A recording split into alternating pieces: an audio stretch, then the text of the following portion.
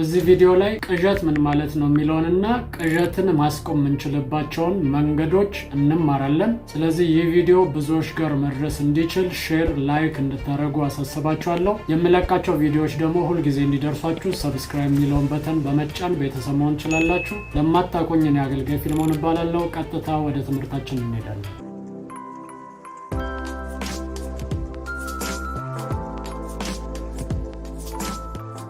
ሰላም ቅዱሳን እንዴት ናችሁ? ሁሉ መልካም፣ ክብር ለኢየሱስ ይሁን። እኔም ባለቤቴም በዙሪያ ያሉ ቤተሰቦቼ ሁሉ ሰላም ናቸው። እናንተም ጋር ሁሉ መልካም እንደሆነ አምናለሁ። አብዛኞቻችን በተለምዶ ቅዠት ብለን የምናስበው ነገር ድብልቅልቅ ያለ ህልም ወይም ደግሞ የምናስበውን ነገር መልሰን በህልማችን ስናይ ብቻ ይመስልናል። ነገር ግን ዋናው የቅዠት ትርጉም ምንድነው ካላችሁኝ በእንግሊዝኛው ናይትሜር ይባላል። ናይትሜር ማለት ደግሞ የሚያስፈራ ነገር ማለት ነው። ስለዚህ በህልማችሁ እጅግ በጣም የሚያስፈራ ነገር ስታዩ ይህ ቅዠት ይባላል። ምናልባትም ከህልማችሁ ስትነቁ ላበላቦናችሁ ተጨንቃችሁ ያለቀሳችሁ የምትነቁበት ሁኔታዎች ሊፈጠሩ ይችላሉ። እነዚህ ነገሮች ቅዠት ይባላሉ። ከዚህ ጋር አያይዤ ደግሞ ዝብርቅርቅ ያሉ ህልሞችን ስናይ እንዴት ማስተካከል እንችላለን የሚለውን ነገርና የምናስበውን ነገር ስናይ ከእግዚአብሔር ነው ወይስ ከኔ ብቻ ነው የሚለውን ነገር እንዴት መለየትና ማስተካከል ምን መወሰን እንዳለብን ደግሞ ግልጽ አድርገን እናያለን ማለት ነው። እሺ፣ የመጀመሪያው ነገር ድብልቅልቅ ያለ ዝብርቅርቅ ያለ ህልም የምናይበት ምክንያት ምንድን ነው? የመጀመሪያው ምክንያት ምንድነው ካላችሁኝ ድካም። ራሳችሁን አይታችሁ ከሆነ አብዛኛውን ጊዜ ደክሟችሁ ስተኙ ወይም ደግሞ ሌሊቱን ሙሉ ሳተኙ አድራችሁ ቀን ላይ ስተኙ የምታዩት ድብልቅልቅ ያለ መያዣና መጨበጫ የሌለው ህልም ታያላችሁ። ይህ ህልም ደግሞ አጎቴም ይመስለኛል፣ አያቴም ይመስለኛል፣ እህቴም ወንድሜም ይመስለኛል የምንለው አይነት ህልሞች ናቸው አብዛኛውን ጊዜ። ስለዚህ ትልቁ ነገር ምንድነው ካላችሁኝ የህልማችሁን ጥራት ለማስተካከል ማድረግ ያለባችሁ ነገር ምችሉ ከሆነ በጣም ከመድከም ራሳችሁን መቆጠብ ይኖርባችኋል። ከመተኛታችሁ በፊት በዛው ድካም ውስጥ ሆናችሁ ቀጥታ ወደ እንቅልፍ አትሂዱ። ብትችሉ መጸለይ፣ እግዚአብሔር ሆይ ነገሮችን ህልሞችን አስተካክልልኝ፣ ግልጽ ይሁኑ ብላችሁ እግዚአብሔርን መለመንና ራሳችሁን አረጋግታችሁ ደግሞ ለመተኛት መሞከር ተመራጭ ነው። ይህ መድከማችሁ ግዴታ ከሆነባችሁ ነው። ቀኑን ሙሉ የሆኑን ድካም ውስጥ ከሆናችሁ ከመተኛታችሁ በፊት ያሉትን ሰዓቶች ግን በመረጋጋትና የእግዚአብሔርን ነገር በማሰብ እንድታሳልፉ አሳስባችኋለሁ። ሁለተኛ የተዘበራረቀ ህልም የምናይበት ምክንያት ደግሞ ምንድነው ካላችሁኝ የነፍሳችን ትኩረት ማጣት ነው። ለዛ ነው ለመጸለይ ስንንበረከክ ድብልቅልቅ ያሉ ነገሮችን እናስባለን። ብዙ ቦታ ሄደን ነው የምንመለሰው እና በጣም ሐሳባችንን ለመሰብሰብ በጸሎት ልባችንና አይምሮአችን አንድ ሆኖ መጸለይ እጅግ በጣም አስቸጋሪ ነው የሚሆንብን። ለዛ 30 ደቂቃ ከዛም በላይ ሊወስድብን ይችላል። ይህ ምንን ያሳያል ካላችሁኝ አይምሮአችሁ በእናንተ ቁጥጥር ውስጥ እንዳልሆነና ትኩረት ማድረግ እንደማትችሉ ያሳያል። ይህንን ነገር ባይብልም እያነበባችሁ ሊያጋጥማችሁ ይችላል። ታዩታላችሁ፣ ያያችኋል። አንድ መስመር ላይ ናችሁ፣ አትንቀሳቀሱ። ለምን ሲባል ሐሳባችሁ ሌላ ቦታ ስለሄደ ማለት ነው። ስለዚህ ይህንን የአይምሮአችንን ትኩረት ይህንን ሐሳባችንን በግዛት ውስጥ በቁጥጥር ውስጥ ለማስገባት ማድረግ ያለብን ትልቁ ነገር የእግዚአብሔርን ቃል ማሰላሰል ነው።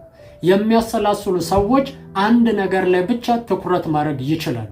ስለዚህ የእግዚአብሔርን ቃል በማሰላሰል አይምሮአችሁን መቆጣጠርና መግዛት ትችላላችሁ። ይህንን የምታደርጉ ከሆነ እውነቴን ነው የምላችሁ የምታያቸው ህልሞች እጅግ ንጹህ የሆኑና እግዚአብሔር ሊናገራችሁ የፈለገውን ነገር ሁሉ አጥርታችሁ መስማትና ማየት ትጀምራላችሁ ማለት ነው። እሺ፣ ሁለተኛው ደግሞ የምናስባቸውን ነገሮች በህልማችን መመልከት ነው። ይሄ እጅግ በጣም ጥንቃቄ የሚያስፈልገውና አደገኛ ነገር ነው። ይህንን ነገር በሁለት ከፍዬ ላሳያችሁ። አንዳንድ ጊዜ ጭራሽ የማናስባቸውን የማንጠብቃቸውን ሰዎች እጅግ በጣም የምንወዳቸው ወዳጃችን የሆኑ እነሱም የሚወዱን ሰዎችን በህልማችን ክፉ ነገር እኛ ላይ ሲያደርጉ ልንመለከታቸው እንችላለን እና በዚህ ምክንያት እንደነግጣለን። ምክንያቱም ጭራሽ አስበነው ማናውቀውና ጭራሽ እንደዚህ ያደርግብናል ብለን ልንቀበለው የማንችለው ነገር ነው። እዚህ ጋር ጥንቃቄ ልታደርጉ የሚገባችሁ ነገር ምንድነው ካላችሁኝ እንደዚህ አይነት ህልሞችን ሰይጣን ለብዙ ሰዎች ያሳያል። ለምን ካላችሁኝ ሰውን ከሰው ጋር ለማጋጨት። ሰይጣን የውሸት አባት ነው። ስለዚህ ከቤተሰብ ጋር ሊያጣላ፣ ጓደኞችን ከጓደኛ ጋር ሊያጣላ እንደዚህ አይነት ህልሞችን ሊቀላቅልባችሁና ሊረብሽ የሚችልበት አጋጣሚ ይፈጠራል። ምናልባትም ደግሞ ያያችሁት ነገር ትክክለኛ ሊሆንም ደግሞ ይችላል። ግን አሁን ያለው ሳይሆን ሊመጣ ያለውን ነገር ያሳያል። እኔ እንደዚህ አይነት ህልሞችን እጅግ በጣም በህይወቴ ላይ ኤክስፒሪየንስ ያረኳቸው አሉ። ጭራሽ እጅግ በጣም የምወዳቸው ሰዎች፣ የማከብራቸውን ሰዎች፣ አብረን ስናገለግል የነበረውን ሰዎች በህልሜ ግን መጥፎ ነገር እኔ ላይ ሲያረጉና ሲቃወሙኝ ሲነሱብኝ ቀድሜ አይቼ አውቃለሁ እና እጅግ በጣም ደንግጬ ያንን ነገር ግን ጽፌ ያ ነገር እስኪሆን ድረስ እየጠበቅኩኝ ነበር። ስጠብቅ ግን ሰውየውን ጠልቼው ሰውየው ላይ መጥፎ ነገር እያሰብኩ ለሰውየው ያለኝ አመለካከት ተቀይሮ ሳይሆን ድሮ በነበረኝ ፍቅርና ድሮ በነበረኝ ንጹህ ልብ ነው ያንን ነገር የምጠብቀው እንጂ ሰውየውን በመጥላትና ሰውየውን በመፍራት ውስጥ ሆኜ አይደለም። እንዳየሁት ደግሞ ያ ነገር ቃል በቃል ጊዜውን ጠብቆ ተፈጽሟል። እንደዚህ አይነት ነገሮች አንድ የሚጠቅማችሁ እንዳደነግጡና ልባችሁ እንዳይሰበር ነው። ሁለተኛ ደግሞ ምናልባት እናንተ ውስጥ ለሰዎች ጥላቻ ኖሮ እነዛ ሰዎች መጥፎ ነገር ሲያደርጉባችሁ በህልማችሁ ልታዩ ትችላላችሁ። ይህ ኦልሬዲ በውስጣችሁ ላይ ለሰዎቹ ካላችሁ ጥላቻ አንጻር ውስጣችሁ የሚፈጥረው ህልም ሊሆን ይችላል። ግን ሰውየው ንጹህ ሊሆን ይችላል። ሰውየው እናንተ እንደምታስቡት መጥፎ ሰው ላይሆን ይችላል። ስለዚህ በዚህ ጊዜ ትልቁ ማድረግ ያለባችሁ ነገር ምንድነው ካላችሁኝ፣ ልባችሁን ንጹህ ማድረግ አለባችሁ። ጥላቻ ኃጢአት ነው። ወንድሙን የሚጠላ ነፍሰ ገዳይ ነው ይላል መጽሐፍ ቅዱስ። ስለዚህ ልባችሁን ንጹህ እንድታረጉ አስጠነቀቃችኋለሁ። ሁልጊዜ ማወቅ ያለባችሁ ነገር እግዚአብሔር ሰውን ከሰው ጋር የሚያጣላ ሰውን ከሰው ጋር ተቀያየሙ ብሎ ህልም አያሳያችሁ። ስለዚህ እግዚአብሔር ሊያድናችሁ ሊያስመልጣችሁና ጥንቃቄ እንድታረጉ ነው ህልም የሚያሳያችሁ። ህልሙን ስታዩ ህልሙንም ካያችሁም በኋላ ቢሆን ህልሙንም ከማየታችሁ በፊት ለሰዎች መልካምና ንጹህ ልብ እንዲኖራችሁ ራሳችሁን ቼክ አድርጉ ሁልጊዜ።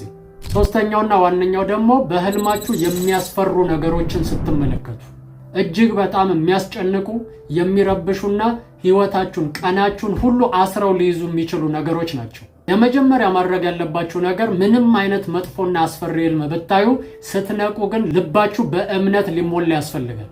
ሁልጊዜ ፍርሃትና ጭንቀት፣ ድንጋጤ ለሰይጣን ህይወታችንን የማበላሻ መንገዶች ናቸው። ስለዚህ እነዚህን ነገሮች በህይወታችሁ ላይ ስለሚፈልግ ጠላት በፍጹም እነዚህን በሮች ልከፍቱ አይገባችሁም። እምነታችሁ ሙሉ ሊሆንና በልባችሁ የእግዚአብሔርን ትልቅነት ሁልጊዜ ልታስቡ ያስፈልጋችኋል። መጽሐፍ ቅዱስ ላይ እጅግ በጣም የሚያስደነግጡ ህልሞችን ያዩ ሰዎች አሉ። እነ ዳንኤል ያዩአቸው ህልሞች እስኪያስጨንቋቸው ድረስ ዳንኤል የራሴ ራእይ አስጨነቀኝ ብሎ ሲናገር ታያላችሁ። እሱ ብቻ አይደለም፣ እነ ናቡከደነጾርም የራሴ ራእይ በአልጋ ላይ አስጨነቀኝ እያለ ሲናገር ታያላችሁ። ስለዚህ የሚያስጨንቁ የሚያስፈሩ ግን ከእግዚአብሔር ደግሞ የሆኑ ህልሞች ሊኖሩ እንደሚችሉ ልታውቁ ያስፈልጋችኋል። ከጠላት ዘንድ የሆኑ ደግሞ የሚያስፈሩ ህልሞች ወደ ህይወታችሁ እጅግ በጣም በተደጋጋሚ የሚመጡ ከሆነ ልትጸልዩና መንፈሳዊ ዓለም ላይ ልትዋጉ ያስፈልጋችኋል። በሌሊቶቻችሁ ላይ ተነሱ፣ ጸልዩ፣ የህልም ዓለማችሁን ማስለቀቅ ጀምሩ። ከመተኛታችሁ በፊት ጸልያችሁ እጅግ በጣም በእግዚአብሔር መንፈስ ተሞልታችሁ ዘምራችሁ እንድተኙ አሳስባችኋለሁ። ቢቻላችሁ መዝሙር ከፍታችሁ ያንን መዝሙር እየሰማችሁ፣ ጸሎት ከፍታችሁ ያንን ጸሎት እየሰማችሁ እንድተኙ አሳስባችኋለሁ። ቤታችሁን የእግዚአብሔር ፕሬዘንስ እንዲሞላው፣ ቤታችሁን የእግዚአብሔር ህልውናና የመንፈስ ቅዱስ መገኘት እንዲቆጣጠረው፣ ቤታችሁ በዝማሬ ይሞላ፣ ቤታችሁ በእግዚአብሔር ቃል በጸሎት ይሞላ። እነዚህን የምታደርጉ ከሆነ ጠላት ቤታችሁን አልፎ እናንተን ማስጨነቅ፣ ህልማችሁን መረበሽ አይችልም። ስለዚህ የህልም ዓለማችሁን ነፃ በዚህ መንገድ ማውጣት ትችላላችሁ። ጌታን መቀበል ፈልጋለሁ የምትሉ ሰዎች ይህንን ጸሎት ከኔ ጋር ከጸለያችሁ በኋላ መጨረሻ ላይ በሚቀመጠው ስልክ ቁጥር ጌታን ተቀብያለሁ መማር ፈልጋለሁ እያላችሁ ሜሴጅ ትልኩልኛላችሁ።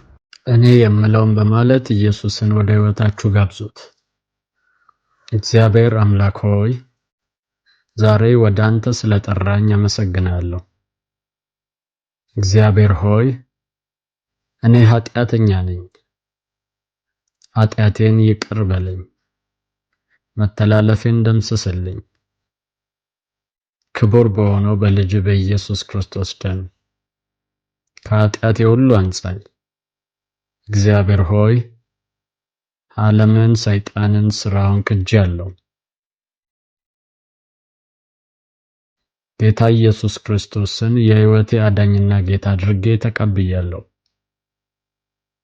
ኢየሱስ ክርስቶስ ከሙታን እንደተነሳ በልቤ አምናለሁ።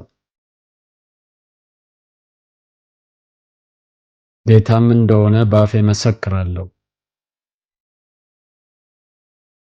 እግዚአብሔር ሆይ ስለተቀበልከኝ አመሰግናለሁ። አሁን ልጅ ነኝ። ይህን እድል ስለሰጠኝ አመሰግናለሁ። አሜን፣ አሜን፣ አሜን።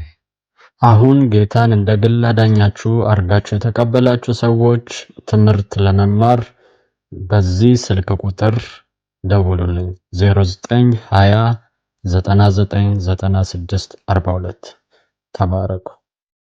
ተባርካችኋል፣ ተወዳችኋል ቅዱሳን። ይህንን ቪዲዮ ለብዙዎች ሼር በማድረግ አብራችሁኝ ያገልግሉ። እኔ አገልጋይ ፊልሞን ነኝ። ሻሎም